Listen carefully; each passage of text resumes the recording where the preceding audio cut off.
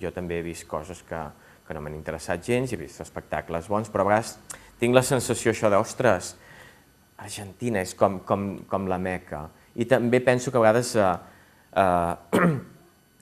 penso per què no ens emmirallem més en llocs que han articulat un sistema professional una mica més sòlid. És a dir, que a vegades ens emmirallem una mica en models una mica precaris. I això és una cosa que em sembla molt perillosa. És a dir, a mi em sembla que fer teatre al menjador de casa o en un local és meravellós si el concepte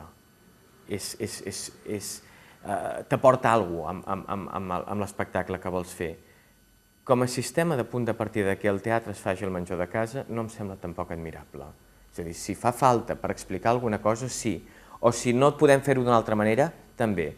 Però que això, diguéssim, a vegades em sembla que fem una certa elogi a la precarietat amb aquest tipus de teatre. I vull dir que quan es fa teatre amb pocs diners em sembla que s'ha de fer amb pocs diners i quan n'hi poden invertir està bé, però estic una mica a vegades cansat de veure espectacles que no hi ha un concepte escenogràfic a darrere, que no hi ha un concepte lumínic, que hi ha focs d'artifici amb altres coses, però dir, bueno, el teatre és un global de diverses disciplines, i on hi entra l'escenògraf, on hi entra l'il·luminador, on hi entra els actors,